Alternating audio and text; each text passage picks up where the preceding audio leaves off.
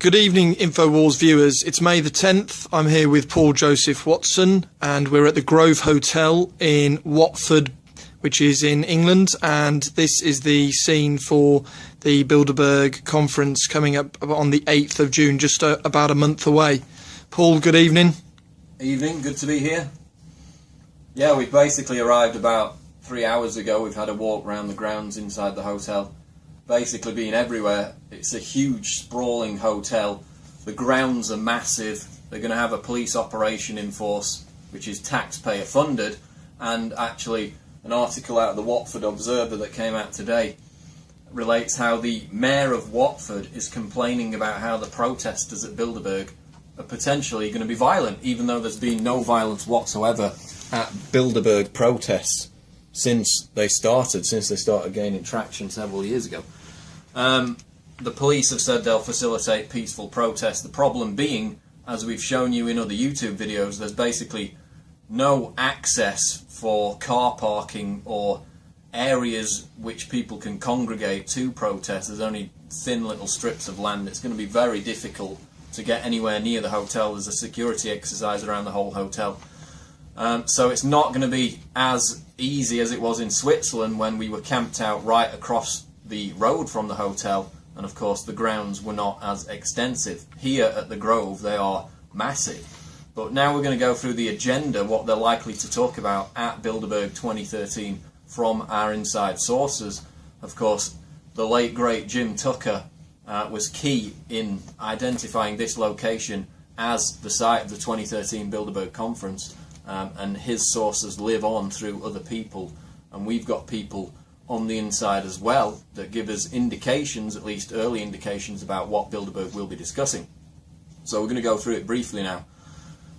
In reverse order, they're going to talk about the threat caused to social stability by declining living standards and wealth.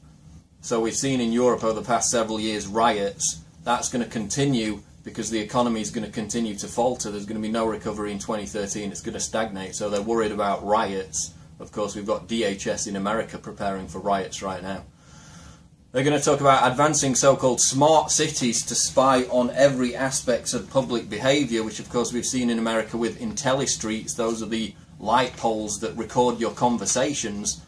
Of course, we've seen the 10-10 plan and the technocracy, the cry freedom ghettos that they plan to install under the guise of smart cities, which in reality are surveillance technocracies. So they very much plan to advance that agenda at Bilderberg 2013. They're also talking about cyber resilience, which in their eyes they sell it as cyber security. Of course, we know all the cyber attacks have actually been launched by the United States and Israel, the main ones such as Flame, Stuxnet, etc. So they're going to push it under the guise of cyber security, but it's actually internet censorship once again. They call it digital wildfires. So they want to put out the digital wildfires. And how are they going to do that?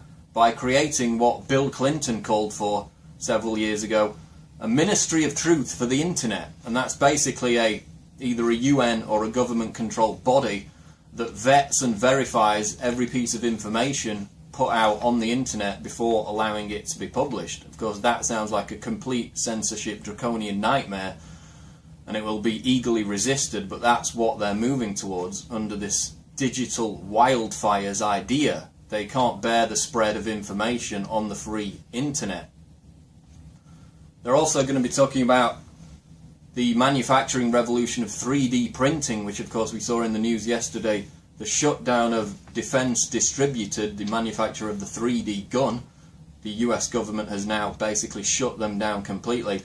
And indications are that Bilderberg will discuss the revolution of 3D printing and ways to control it and prevent the democratization of production, because it's another thing they're very concerned about. Having that kind of technology in the hands of the general public makes them more free, makes them more prosperous, so they want to control it, they want to regulate it via copyright and other means. So they're going to be talking about 3D printing, according to this inside source. They're also going to be talking about the threat of a global pandemic caused in part by rising resistance to antibiotics. which of course, given the behaviour of some of the pharmaceutical companies like Baxter, who release bird flu virus and other viruses into the general public with little concern whatsoever, then the finger of suspicion very much falls on the pharmaceutical industry itself, which is routinely represented at Bilderberg. So they're worried about a global pandemic when the pharmaceutical industry has in the past been behind those pandemic threats by releasing accidentally the bird flu virus, as in the case of Baxter. Geopolitically, they're going to be talking about arming the Syrian rebels. Of course, in Switzerland in 2011, they talked about finishing the job in Libya. 3 months later, it happened. They armed the rebels. The rebels went into Tripoli, killed Gaddafi, got the job done for the globalists. That, of course, led to the Benghazi incident and that whole blowback, because they were arming and funding Al-Qaeda terrorists, just as they are now in Syria. So basically, they're going to talk about arming the Syrian rebels, carving up the country, and toppling President Bashar al-Assad. That's going to be very much on the agenda in the 3 months after it's discussed at Bilderberg. Also, Iran, of course, the path to Persia goes through Syria. Kissinger is eagerly pushing an Israeli attack on Iran's nuclear facilities, and he basically wants that within a 3-year window. So expect more pressure to be heaped on Iran, and they're going to discuss, again, attacking Iran's nuclear facilities, getting it done within the next 3 years. That's going to be on the agenda. With regard to the economy, we're talking about increased inflation, even runaway inflation in Europe. We're talking about more aggressive powers of tax collection. We're talking about increased power gathered by central banks under the excuse of bank reform. We're talking about things like this, which of course happened in Cyprus, which was the outright theft, 40% from people's bank accounts who earned over 100,000 euros.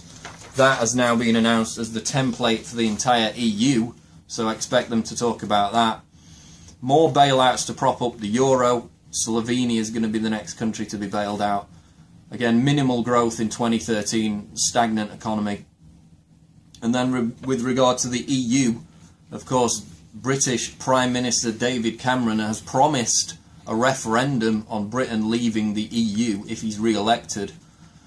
They're not going to allow that if they can, because of course Bilderberg were behind the creation of the euro single currency. They were talking about it as far back as 1955, and they, in fact, Etienne Davignon, Bilderberg steering committee member, bragged about it in 2009. He bragged that Bilderberg created the euro single currency, said it was the brainchild of the Bilderberg group. That was in the EU Observer. So this rise of UKIP in the United Kingdom, the backlash against the European Union, and the threat that Britain will leave the EU is going to be very much on the agenda. And that is a summary of what we know they will talk about from the early indications at Bilderberg 2013 here at the Grove in Watford. So in the next video we're going to go through some of the background of the Bilderberg group. But that is the Bilderberg agenda. As far as we know so far, they're going to talk about other things. It remains to be seen how much emphasis is placed on these subjects, but we know that those are the early indications. So this is Paul Joseph Watson with Infowars.com, and we'll be back with more videos. Stay tuned.